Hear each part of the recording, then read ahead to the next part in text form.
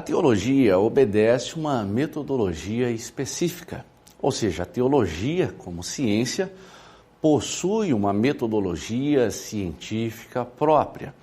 Como ciência, a teologia obrigatoriamente se comunica com outras áreas do saber. Uma área bastante importante e que nós vamos discutir a partir deste momento é a língua portuguesa. A interpretação do texto bíblico exige do teólogo, existe daquele que se propõe a interpretar e conhecer a Bíblia, conhecer regras elementares, fundamentais da língua portuguesa para conhecer o sentido do texto bíblico. Por isso, o objetivo desta discussão, neste exato momento, é conhecer as figuras de linguagem. Acompanhe conosco o que diz esta tela.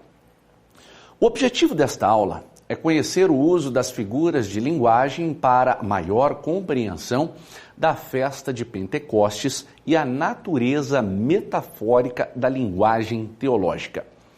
Quando nós falamos em linguagem teológica, nós falamos de muitos elementos simbólicos que constituem o texto bíblico.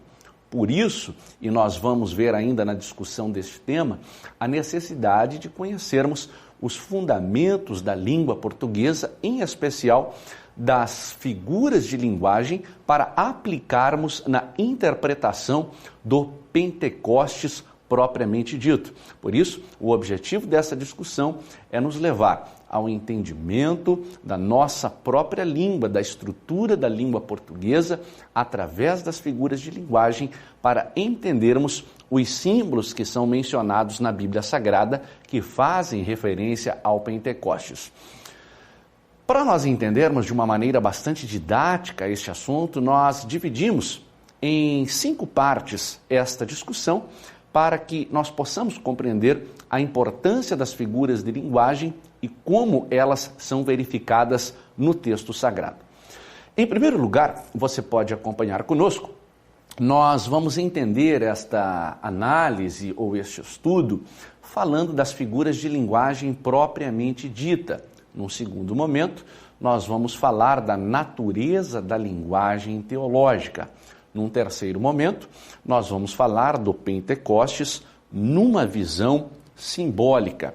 Num quarto momento, vamos fazer uma comparação do texto bíblico de Josué, no capítulo 5, versículo 10 até o versículo 12, com o livro de João, capítulo 12, versículo de número 24. E, em quinto lugar, nós vamos tratar das palavras-chave que são visualizadas no capítulo 2 dos Atos dos Apóstolos. Conforme nós mencionamos no início dessa discussão, se faz necessário para nós cumprirmos estes 5 objetivos, para nós entendermos estas 5 propostas nessa discussão, compreendermos ou trazer à nossa memória um pouquinho daqueles conceitos da língua portuguesa que são essenciais e que, quem sabe, algum tempo a gente já não estuda, algum tempo a gente já não se lembra, a gente até aplica em algumas situações da nossa vida, mas se esqueceu de alguns conceitos, se esqueceu de verificar no momento da leitura, no momento do estudo, no momento da interpretação do texto bíblico, o que é muito importante. Na teologia, nós não podemos, falamos também já no início dessa discussão, desassociar, uma vez que a teologia é uma ciência e possui uma metodologia científica, uma metodologia própria, não podemos desassociar ou não podemos desprezar a conexão e a importância da teologia dialogar com outras áreas do saber, com outros ramos do saber. Por isso, nós vamos voltar um pouquinho aos conceitos de português. Eu sei que muitas vezes o aluno do curso de teologia, ele quer se aprofundar nos conceitos bíblicos propriamente ditos, filosóficos, teológicos, e tem um pouquinho até de preguiça mental de voltar aos fundamentos da língua portuguesa, de conversar com a sociologia, de conversar com a própria história, de conversar com a geografia, de conversar com outras áreas do saber, mas isso é muito importante para nós podermos ter uma compreensão de muita qualidade do texto bíblico que nós estamos nos propondo a interpretar e entender. Por isso, a partir de agora, nós vamos voltar um pouquinho as raízes da nossa língua, as figuras de linguagem, para que possamos interpretar a palavra de Deus com uma qualidade ou com uma excelência cada vez melhor.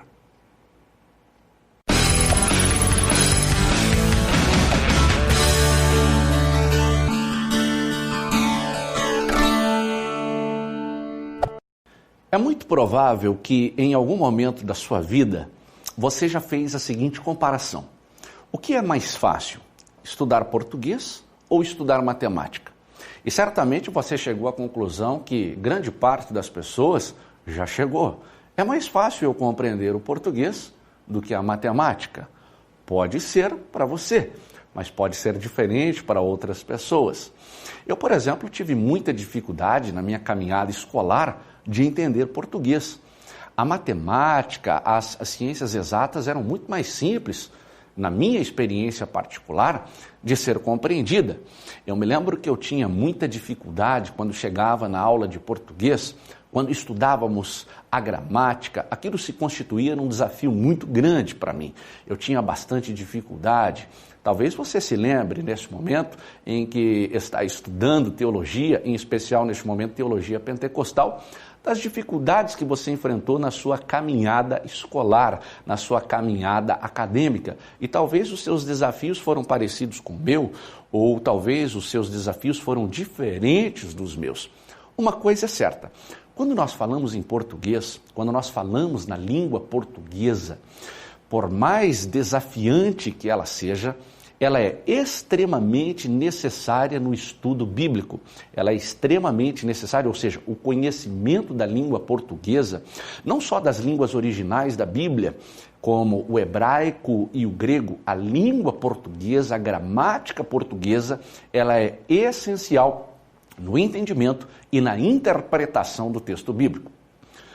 A partir desse momento, nós vamos falar um pouquinho sobre figuras de linguagem, ou seja, vamos relembrar alguns dos conceitos. É claro que não vamos falar, porque este não seria o objetivo principal dessa discussão, mas trazer à sua memória a importância das figuras de linguagem a partir de uma lembrança conceitual, o que é a figura de linguagem, quais são ou na teologia pentecostal, o que seria mais importante nós entendermos nesse momento e nos lembrarmos ou aplicarmos no que diz respeito a figuras de linguagem.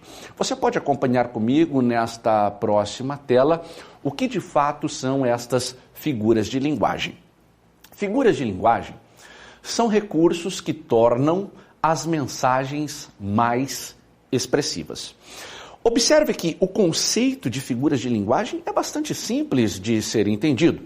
Qualquer dicionário de língua portuguesa vai trazer um conceito bastante satisfatório, objetivo e claro à sua memória. O que é importante nós, estudantes de teologia, termos em mente aqui? A aplicação de uma figura de linguagem, ela vai tornar, conforme nós acabamos de ler, uma mensagem muito mais clara, mais transparente, mais cristalina, ou seja, mais expressiva. É por isso que a figura de linguagem cumpre o seu papel de tornar uma mensagem mais interessante, mais fácil de ser verificada, mais simples de ser absorvida ou assimilada por cada um de nós. Por isso, em teologia pentecostal, ser bastante importante nós estudarmos as figuras de linguagem. Quando falamos num texto bíblico repleto de símbolos, de mensagens sobrenaturais, espirituais e religiosas, a figura de linguagem vai fazer com que a gente compreenda e consiga armazenar de uma forma muito mais clara o que o texto bíblico se propõe a transmitir para cada um de nós. Olhe para o próximo slide para você entender a importância destas figuras de linguagem e quais são estas figuras de linguagem. Eu trouxe aqui um conceito de um dicionário da língua portuguesa, do Silveira Bueno, que nos fala da analogia. Analogia é um dos muitos tipos de figuras de linguagem. Ou seja, a analogia é um ponto de semelhança entre coisas diferentes, uma influência assimiladora de uma forma sobre outra, habitualmente associadas ou aplicadas. aproximadas. Conforme nós já discutimos no início desta temática, existem diversas figuras de linguagem. Nós vamos trabalhar a analogia e a metáfora. Conforme você leu neste conceito do Silveira Bueno, num dicionário tradicional de língua portuguesa, vamos ler de novo, vamos olhar aqui de novo, apenas para a gente fixar bem isso. A analogia é uma influência assimiladora de uma forma sobre a outra, ou seja, habitualmente ela associa ou ela aproxima coisas. Quando você associa símbolos, conceitos, palavras, mensagens que são expressas na Bíblia Sagrada, fica mais fácil você compreender algumas realidades. Nós fizemos nas discussões anteriores, mesmo sem tratar especificamente de figuras de linguagem, algumas analogias, algumas comparações. Você observa que nós falamos sobre paralelismos, similaridades do que aconteceu no Sinai com os eventos acontecidos no capítulo 2 dos Atos dos Apóstolos. Você se lembra deste conteúdo que discutimos anteriormente, por exemplo, que no Sinai, ou na manifestação de Deus lá no Monte Sinai, descrita no livro de Êxodo, houve fenômenos como vozes, como nós observamos também no Pentecostes. Vozes, manifestações de Deus que podem ser comparadas, que podem ser associadas e que podem desta forma ser assimiladas e compreendidas de uma maneira mais clara por nós que estamos interpretando o texto bíblico. Um outro tipo de figura de linguagem, você acompanha no próximo slide, também é muito parecido com a analogia, chamado de metáfora. O que é uma metáfora? É uma figura que consiste na substituição de uma palavra por uma outra, em virtude de certa relação de semelhança. Quando nós falamos em metáfora, nós falamos em substituição de palavras, com o objetivo claro, com o objetivo transparente de tornar uma mensagem mais clara. Nós podemos concluir esta discussão trazendo, por exemplo, algumas situações na Bíblia muito claras sobre figura de linguagem, pegando a própria figura do Cristo, de Jesus, o Filho de Deus. E a Bíblia usa muitas figuras de linguagem para apresentá-lo. Por exemplo, ele é o bom pastor, ele é o pão vivo que desceu dos céus, ele é a verdade, ele é a porta, ele é o caminho. São figuras de linguagem, conforme nós falamos no início dessa discussão, que apresentam qualidades, características especiais de Cristo através de uma forma que tornam muito mais fácil a nossa compreensão da sua realidade, da sua existência e da sua função. A teologia, como ciência, deve se comunicar e, a partir deste momento, ela se comunica com a língua portuguesa. A língua portuguesa vai nos ajudar, por intermédio desta linguagem ou através das figuras de linguagem, vai, nesta comunicação, facilitar a nossa compreensão e a nossa interpretação do Pentecostes ou do pentecostalismo.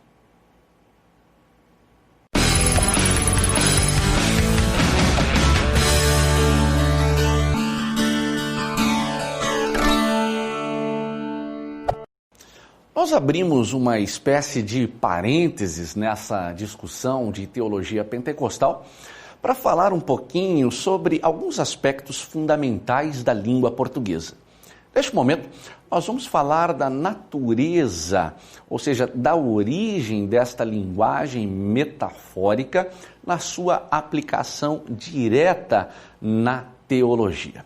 Para isso, nós vamos pegar uma ideia de Aristóteles para compreender esta natureza propriamente dita. Acompanhe comigo nesse slide esta explicação.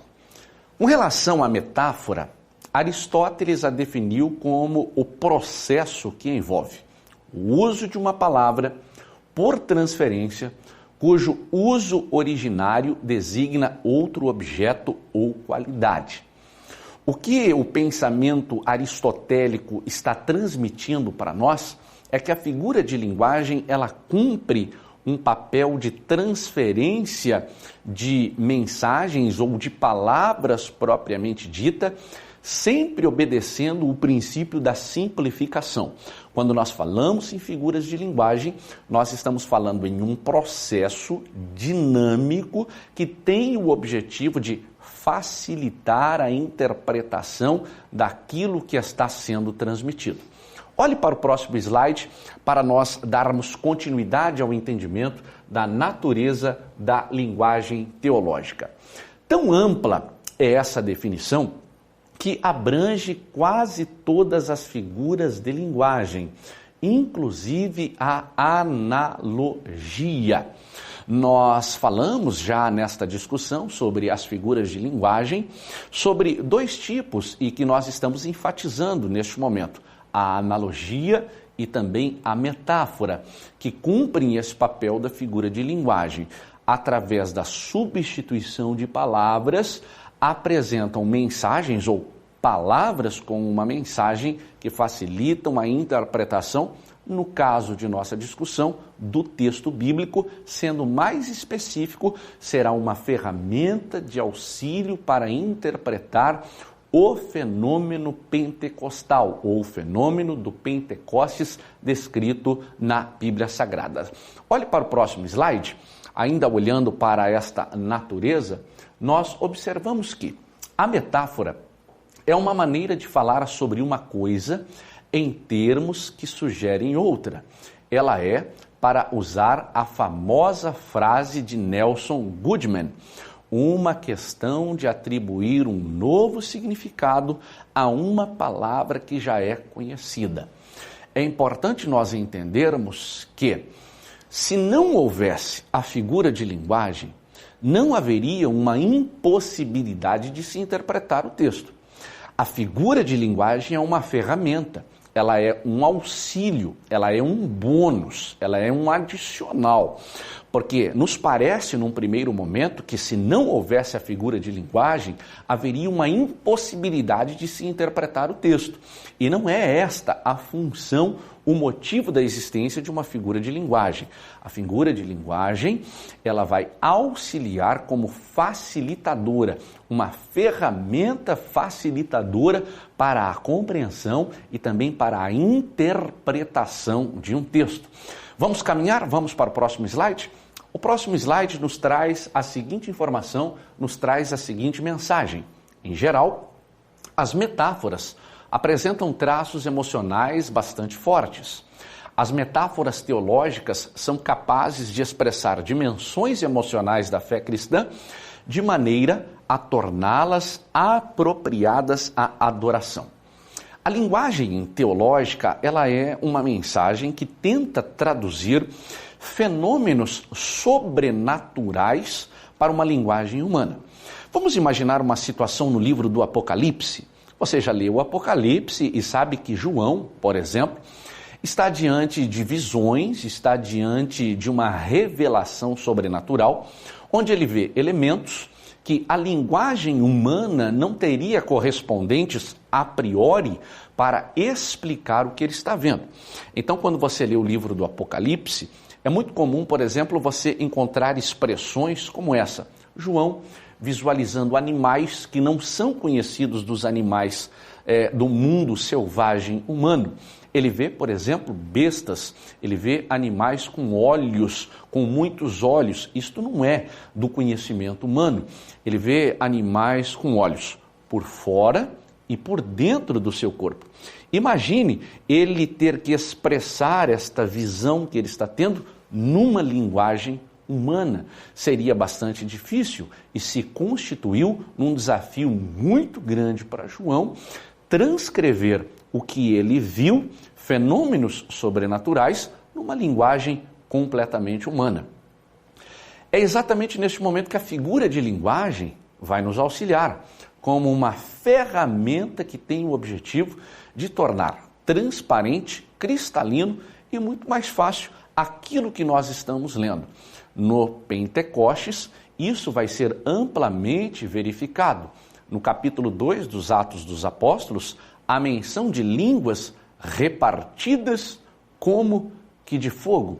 vamos imaginar que não havia de forma literal fogo caindo na cabeça das pessoas. Até porque se de forma literal este fenômeno acontecesse, o cabelo dessas pessoas pegaria fogo, essas pessoas seriam queimadas, essas pessoas seriam feridas, essas pessoas seriam atacadas. É uma figura de linguagem para transmitir uma realidade espiritual. Olhe para a próxima tela juntamente comigo. Nós observamos que quando as metáforas poéticas são usadas apenas momentaneamente, em um contexto ou em um benefício de uma ideia ou percepção imediata, os símbolos religiosos tornam-se parte da linguagem de uma comunidade religiosa, em suas escrituras e também na sua liturgia, assim como continuamente em seu pensamento e também na sua vida. Símbolos religiosos expressam emoções e sentimentos humanos, além de ser poderosos em inspirar respostas e compromissos. E, em último lugar, nós observamos que a metáfora, ela envolve o uso de uma palavra por transferência, cujo uso originário vai designar um outro objeto. A figura de linguagem vai ser uma ferramenta auxiliadora na compreensão do texto bíblico e será nossa parceira, nossa amiga na compreensão dos fenômenos pentecostais.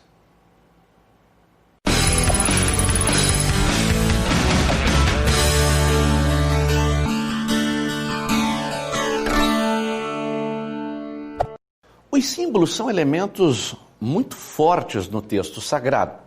A Bíblia Sagrada, ela é composta na sua estrutura textual com muitos símbolos. E estes símbolos são colocados na Bíblia Sagrada sempre com o objetivo de facilitar a compreensão de verdades espirituais, de verdades sobrenaturais, que transcendem a linguagem humana. Por isso, neste momento, nós vamos tratar do que você observa neste slide. A festa de Pentecostes, ela pode ser e deve ser observada numa relação simbólica. Existem diversos textos na Bíblia Sagrada, em especial no que diz respeito ao Pentecostes, a festa de Pentecostes, que só é possível nós compreendermos através de uma interpretação simbólica, através da utilização direta do nosso conhecimento das figuras de linguagem que estão dentro da nossa estrutura de linguagem, da língua portuguesa. Por isso, anteriormente, nós falamos da importância de compreendermos, não só no seu conceito, mas compreendermos como aplicamos as figuras de linguagem na interpretação de um texto bíblico. A partir deste momento, nós vamos na análise de um texto bíblico ou de uma passagem bastante conhecida na Bíblia Sagrada, observar esta relação, ou vamos compreender através da interpretação simbólica o que a mensagem bíblica está querendo nos dizer. Vamos para o próximo slide, para que nós possamos fazer esta análise de fato a partir desse momento. Nós tomamos por base um texto que está num clássico da literatura teológica pentecostal brasileira, intitulada Teologia Sistemática Pentecostal. Esta obra é uma obra marcante para a teologia pentecostal brasileira e ela foi publicada pela CPAD, que é uma editora do movimento pentecostal ligada às Assembleias de Deus no Brasil. Tomando este livro como fundamento, você pode acompanhar comigo no próximo slide, que na festa de Pentecostes eram movidos perante o Senhor 2 pães de trigo, conforme está descrito no livro de Levíticos, capítulo 23, versículo 15 até o versículo 17. Isso falava da igreja que seria composta de judeus e gentios, formando um só corpo, ou seja, o corpo de Cristo, conforme mencionado pelo apóstolo Paulo aos Efésios, no capítulo 2, versículo 14, e no livro de João, capítulo de número 11, versículo de número 52. Observe que na prática da celebração da festa de Pentecostes, Conforme nós acabamos de analisar, havia um ritual onde se moviam 2 pães perante o Senhor. 2 pães eram movidos na presença de Deus. Observe a importância do simbolismo. O que de fato esses pães falam para nós nos dias de hoje? Anteriormente, nós já discutimos aqui nesta disciplina de teologia pentecostal que não há uma necessidade nos dias de hoje de eu pegar literalmente 2 pães e mover uma vez por ano diante do Senhor, uma vez que este era um costume, um hábito, um comportamento do povo hebreu. Não há uma necessidade da literalidade desta ação, porque a mensagem é simbólica. O movimento desses 2 pães diante do Senhor traz uma mensagem da união de gentios com o povo de Israel, dos gentios com o povo judeu, ou seja, de uma união espiritual. É por isso que a figura de linguagem é importante na compreensão da essência da mensagem divina. Deus não tem para nós o objetivo da literalidade de movermos pães na sua presença, mas Deus tem o objetivo de nos unir num corpo espiritual, judeus e gentios. Vamos para o próximo slide? Olha a mensagem que nós observamos neste momento. Quanto ao feixe de espigas, descrito na carta do apóstolo Paulo aos Efésios, no capítulo 4, versículo 3, isso fala de união. Porém, os pães vão além. Eles representam uma unidade. O teólogo pentecostal Antônio Gilberto, nesta obra que nós estamos fazendo menção, Teologia Pentecostal, publicada por uma editora pentecostal no Brasil, a CPAD, mais uma vez nos traz à memória ou enfatiza a importância do simbolismo. Volte comigo aqui no slide apenas para você não perder a linha de raciocínio. O feixe descrito em Efésios 4:3 das espigas fala de união. O objetivo do fenômeno do Pentecostes, ou da manifestação do Espírito Santo a partir do dia de Pentecostes, tem o objetivo de falar da união de gentios com o povo hebreu, gentios com o povo de Deus, mostrando que o objetivo da descida do Espírito Santo traz uma mensagem de unidade e não de divisão. Quando nós falamos de simbolismo, nós estamos falando de um propósito de Deus através da utilização desses elementos que eram comuns na celebração do Pentecostes, trazer uma mensagem de unidade do seu povo, ou seja, de desprezo pleno a qualquer forma ou a qualquer pensamento de divisão. Observe que, se nós falássemos tão somente de pães, se nós falássemos tão somente de peixes, nós daríamos uma fundamentação para uma interpretação de uma aplicação literal. Na prática, nós nos encontraríamos na igreja, cada um levaria os seus pães, os seus feixes, e nós celebraríamos uma festa da mesma maneira que o povo hebreu celebrava lá na sua cultura, lá na sua história. Este não é o objetivo de Deus, esta não é a mensagem de Deus. Nós concluímos nesta observação que a palavra de Deus é simbólica e o simbolismo, neste caso específico, está falando de uma manifestação espiritual que promove a unidade, que promove a comunhão e que promove um mesmo sentimento no meio daqueles que creem na manifestação deste Espírito, que é o Espírito de Deus.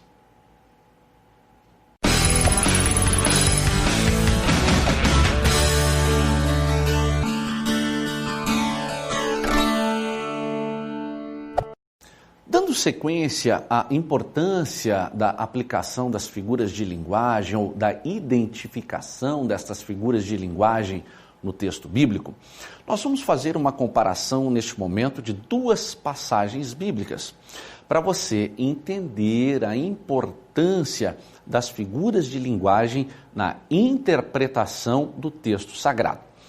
Observe no próximo slide a proposta que nós fazemos ao comparar o texto de Josué, capítulo 5, versículo 10 até o 12, com João, no capítulo 12, versículo 24. Acompanhe comigo. Estando, pois, os filhos de Israel acampados em Gilgal, celebraram a Páscoa, no dia 14 do mês, à tarde, nas campinas de Jericó. E, ao outro dia, depois da Páscoa, nesse mesmo dia, comeram do fruto da terra, pães ázimos e espigas tostadas. Observe que o texto é bastante claro. Ele apresenta elementos bastante cristalinos, bastante transparentes. De forma literal, o texto está narrando o que era comum, o texto está narrando o que era uma prática no ritual ou na celebração de uma festa, neste caso específico da celebração da Páscoa, que era uma das muitas festas celebradas dentro do calendário de celebrações e de festas do povo de Israel. A pergunta que nós fazemos neste momento, nos dias de hoje, nos dias atuais, esta celebração deve ser manifestada ou realizada com a observação de se trazer esses elementos à igreja, ou à nossa família, ou às pessoas que se relacionam conosco? É óbvio que não. E é justamente sobre isso que nós estamos discutindo quando olhamos para o simbolismo, ou seja, o objetivo de Deus compartilhar uma mensagem divina com o ser humano. Olhe para a continuidade neste slide que nós vemos a seguir. E cessou o maná no dia seguinte, depois que comeram do fruto da terra. E os filhos de Israel não tiveram mais maná, porém no mesmo ano comeram dos frutos da terra de Canaã. Continue acompanhando aqui. Na verdade vos digo que se o grão de trigo caindo na terra não morrer, fica ele só, mas se morrer, dá fruto.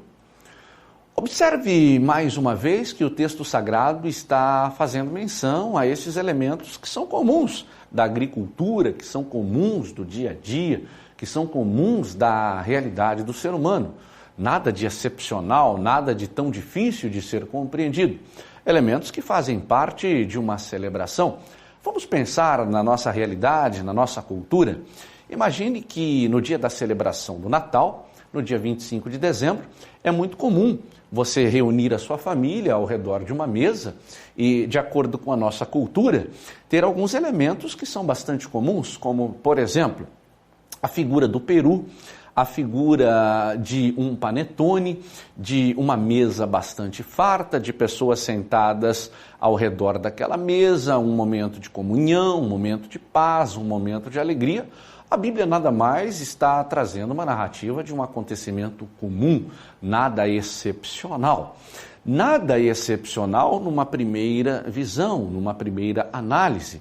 Mas quando você busca o simbolismo desses elementos, você começa a entender uma mensagem, ou seja, um princípio divino para ser verificado no dia a dia da sua vida. Vamos andar um pouquinho no próximo slide? Observe o que nós trazemos aqui. Num feixe de espigas, os grãos estão presos à espiga, mas distintos uns dos outros. Num pão é diferente. O trigo é o mesmo, enquanto os grãos passaram por um processo multiforme, formando agora um todo, um corpo único. Observe que a preocupação do texto sagrado, quando apresenta todos esses elementos, é trazer uma mensagem simbólica. Quando você faz essa comparação desses dois textos, você observa que, volte aqui ao slide para você não perder a linha de raciocínio, é formado através deste processo um único corpo, ou seja, um todo, embora distintos uns dos outros, conforme a gente observa nesta análise aqui, o objetivo não deixou de ser verificado, que é a formação de um todo, que é a formação de um corpo único. Quando nós olhamos para a importância da simbologia, quando nós olhamos para a importância dos símbolos, a gente começa a verificar que Deus está preocupado em trazer uma mensagem que enfatiza a questão da unidade. Deus está preocupado com a comunhão que deve haver no ser humano. Não havia propósito, não havia uma justificativa plausível, racional, para Deus selecionar meia dúzia de pessoas ou um grupo específico, pequeno de pessoas, para manifestar a sua vontade, para manifestar os seus desejos.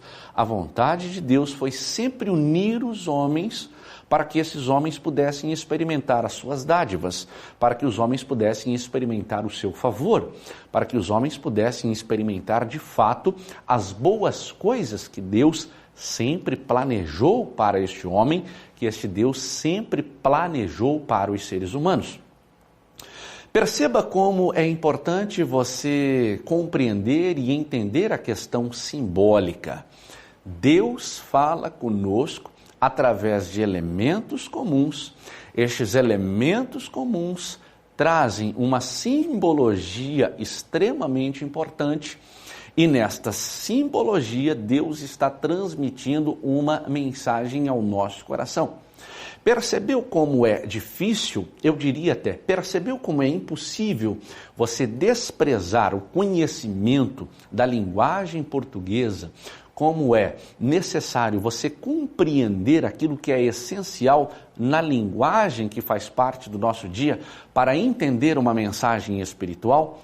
Esta é a vontade de Deus, por intermédio de coisas simples do nosso dia a dia, do nosso cotidiano, transmitir uma mensagem de vida, de esperança, de amor para as nossas vidas. Em teologia pentecostal, esta simbologia vai mostrar o desejo de Deus em promover unidade. Unidade para que um ser humano auxilie sempre o outro ser humano. Esta é a grande mensagem de Deus para a humanidade.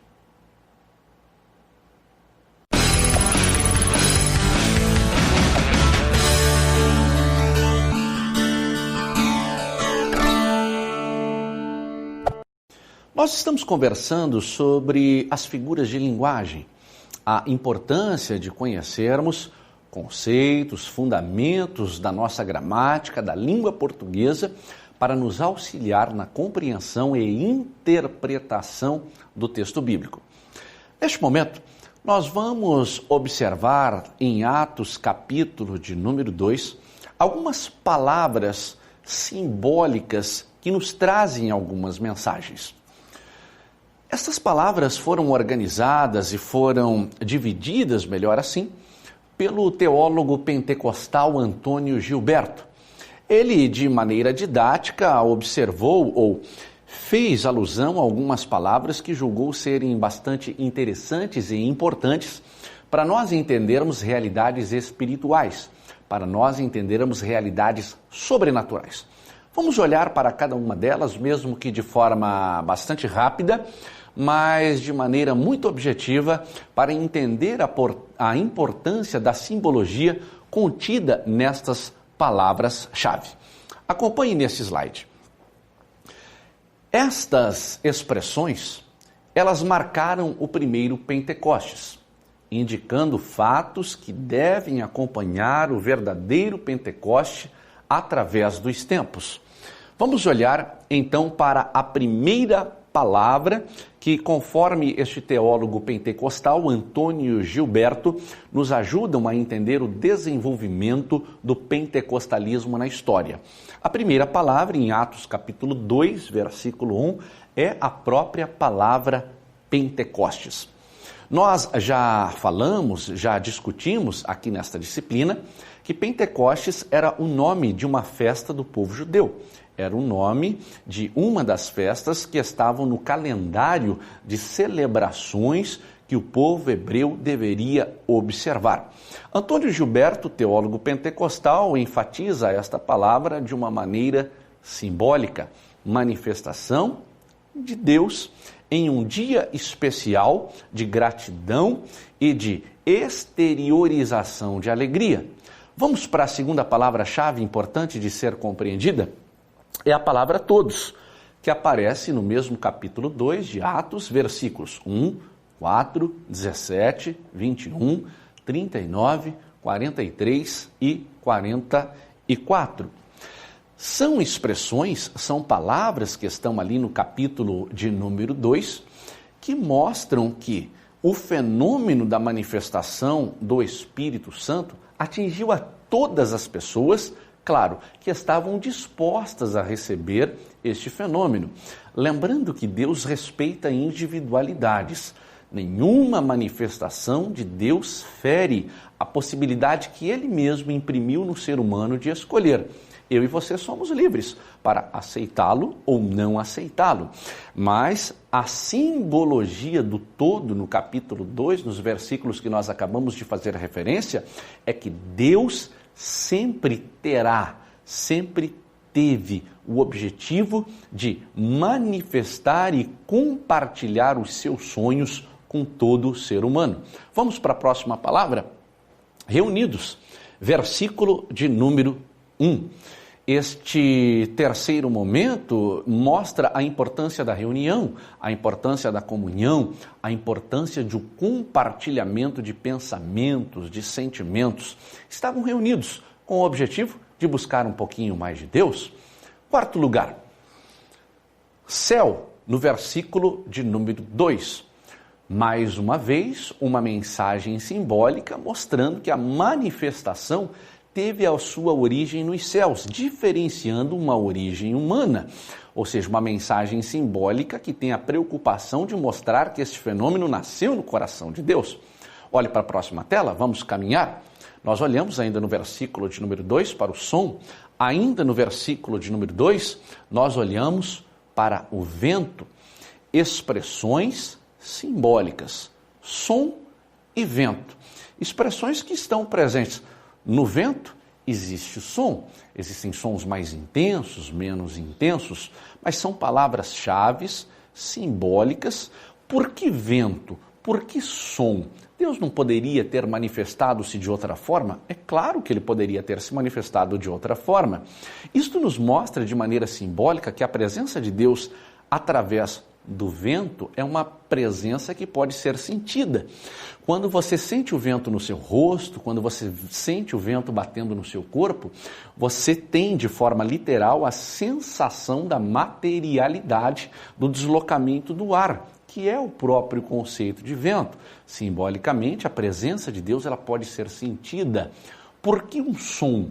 Deus fala, Deus é uma pessoa, Deus se manifesta, por isso eu posso ouvi-lo, por isso eu posso senti-lo. Vamos caminhar um pouquinho mais nesta linda mensagem simbólica?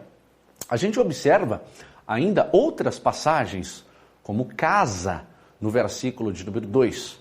Casa é morada, casa é lugar de segurança, casa é habitação, casa é um lugar de refúgio.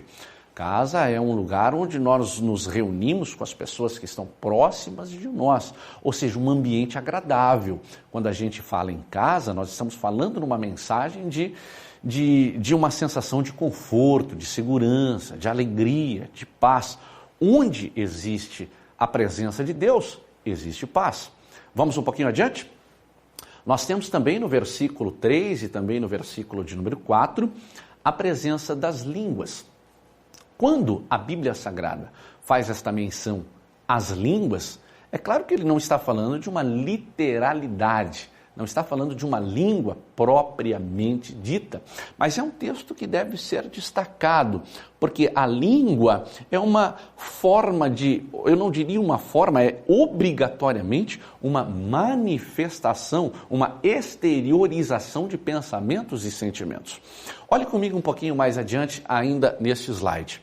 A menção no versículo de número 3 do fogo, a menção no versículo de número 4 da plenitude, ou seja, de se estar cheio, no versículo 5, a menção das nações, de povos, de outras localidades geográficas.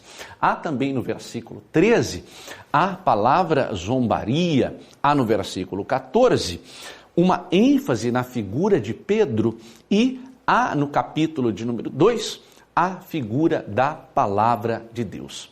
O teólogo Antônio Gilberto, ele escolhe de forma didática estas 14 expressões, estas 14 palavras-chave, para mostrar a importância da simbologia na transmissão de uma palavra de Deus.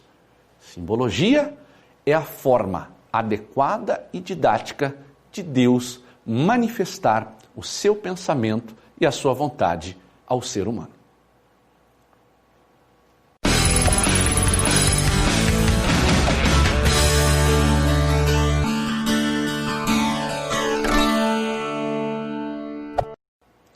Nós observamos que as figuras de linguagem são ferramentas que nos auxiliam na interpretação e no entendimento de um texto bíblico.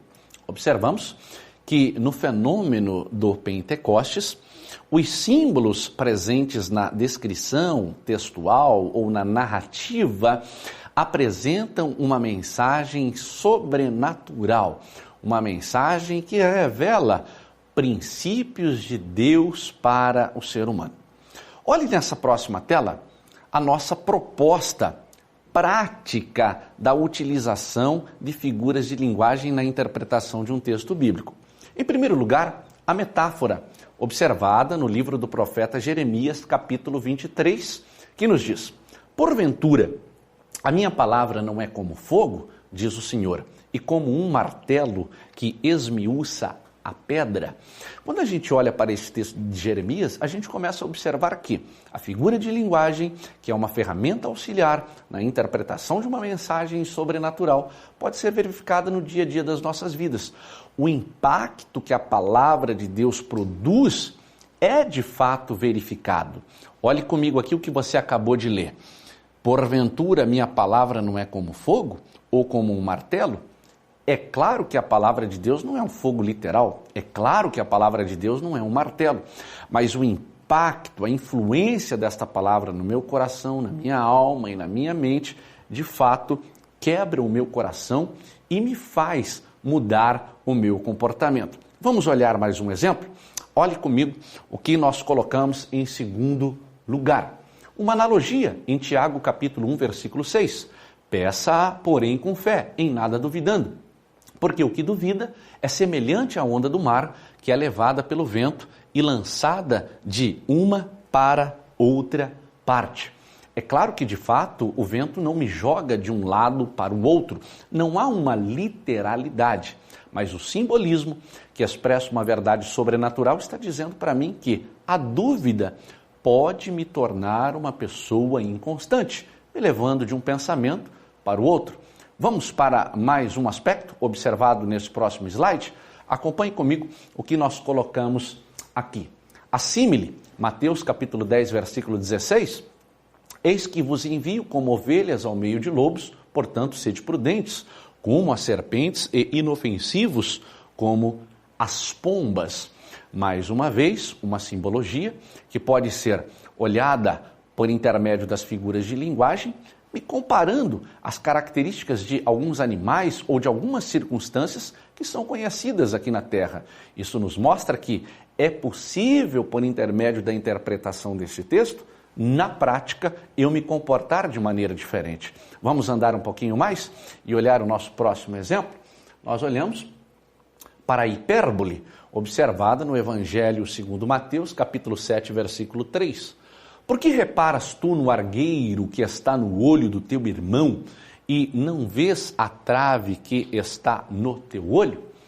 Observe que haveria uma impossibilidade literal de isto acontecer, até porque se existisse uma trave no olho de alguém, isto causaria um ferimento muito grave, muito severo. Mas a mensagem simbólica está dizendo exatamente assim. Ao invés de julgar o seu próximo, de julgar ou criticar o seu irmão, olhe para os seus problemas, olhe para as suas dificuldades. Por quê? Ao invés de corrigir os erros do meu irmão, eu preciso, em primeiro lugar, corrigir o meu coração, corrigir a minha alma, estar bem com o meu Deus, para que desta forma eu possa, de fato, influenciar a pessoa que está do meu lado. As figuras de linguagem são ferramentas que nos auxiliam no entendimento das verdades extraordinárias de Deus para a minha vida.